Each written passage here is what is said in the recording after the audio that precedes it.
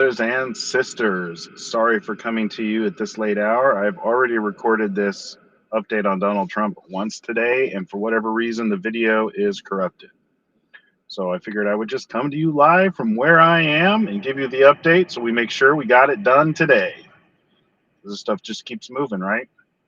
All right, here you go. So, good evening, brothers and sisters in truth. This is Watchful from Two Witnesses Live, your vigilant source for unfiltered news insight in these end times. Today is July 29th, 2025. And as always, we're keeping our eyes wide open on the words of our leaders. Tonight, we're diving into the latest from the real Donald Trump on Truth Social over the past 24 hours. President Trump has been active, sharing his thoughts on everything from border security to judicial appointments to international affairs and media critiques. We'll summarize each key post, providing context where needed so you can stay informed without the mainstream spin. Let's start with the most recent activity and work our way back. Let's see. So, just a few hours ago this evening, about 7, President Trump posted about our brave ICE agents and their critical work in deporting dangerous criminals.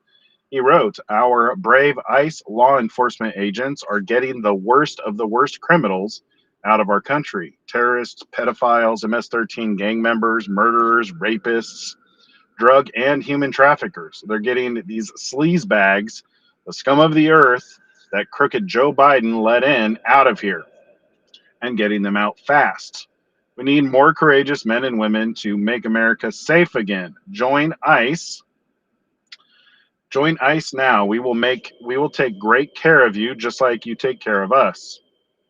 He included a link to what appears to be a recruitment site. So if you are interested in that, you can go look up the post. I have no way of showing it on the phone here. So this post underscores Trump's ongoing focus on border security and law enforcement, a theme we've seen as vital in protecting our nation from the influx of threats under previous administrations. Shortly before that, words are hard at 11 o'clock at night. Trump took aim at Senator Chuck Grassley regarding the so-called blue slip tradition in judicial appointments. In a lengthy post, he urged Grassley to break this custom to allow Republican nominees to move forward in Democrat-heavy states. Trump said Chuck Grassley, who I got reelected to the U.S. Senate when he was down by a lot in the great state of Iowa, could solve the blue slip problem we are having with respect to the appointment of highly qualified judges and U.S. attorneys with a mere flick of the pen. Democrats like Schumer, Warner, Kaine, Booker, Schiff, and other sleazebags all have an ironclad stoppage of great Republican candidates. He continued explaining how this blocks his ability to appoint strong judges in high crime areas like California and New York, and called on Grassley to act immediately. This highlights the behind the scene battles in Washington over judicial power, something we've been watching closely as it affects the justice in our land. Earlier than that, Trump shifted to media commentary, criticizing late night hosts. He wrote, "Everybody is saying that I was solely responsible for the firing of Stephen Colbert from CBS Late Night. That is not true. The reason he was fired was pure lack of talent, and the fact that this deficiency was costing CBS $50 million a year in losses, and it was only going to get worse." Fiery tweets, right? I mean, like, this is what you expect from the two witnesses, mean tweets. I mean, I know a lot of us are expecting like burning people down with fire, but burning people down with words, fiery words, it's the best we got right now. I'm telling you, if two guys show up burning people down with fire, I'll be the first to admit I was wrong. But Trump and Elon Musk are tormenting the world. I mean, like, who talks like this? It's kind of inspiring, to be honest. I feel like maybe I should be more outspoken and take a take a number from his book to speak like this. I don't know. What do you guys think? And it was only going to get worse. Next up will be an even less talented Jimmy Kimmel, and then a weak and very insecure Jimmy Fallon. The only real question is who will go first. Showbiz and television is a very simple business. If you get ratings, You can say or do anything. If you don't, you will always become a victim. Colbert became a victim to himself. The other two, will follow. Trump's no stranger to calling out what he sees as failing media figures, and this post reminds us of the cutthroat world of entertainment.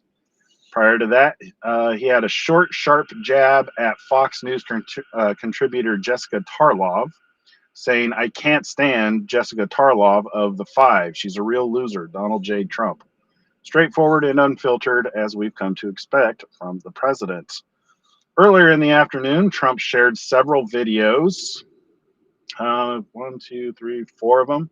These appear to be clips possibly from interviews or statements. One longer video over a minute discusses his role in preventing wars, where he says, "If I weren't around, you'd have right now 6 major wars going on." I have to believe that's true. These media posts often amplify his message of peace and strength. Moving to the morning of July 29th, around 11 a.m., Trump posted a video clip emphasizing his peacemaking efforts.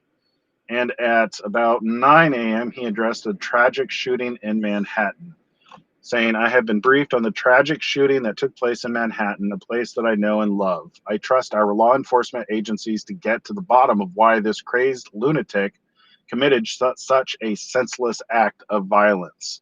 My heart is with the families of the 4 people who were killed, including the New York Police Department officer who made the ultimate sacrifice. God bless the New York Police Department, and God bless New York." A somber note amid the day's posts, showing compassion for victims and support for police. Way earlier, at about 4 a.m., still on July 29th, but in the early hours, Trump commented on energy policy abroad, saying North Sea oil is a treasure chest for the United Kingdom. The taxes are so high, however, that it makes no sense.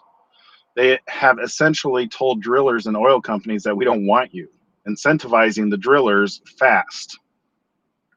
Oh, he's saying incentivize the drillers fast.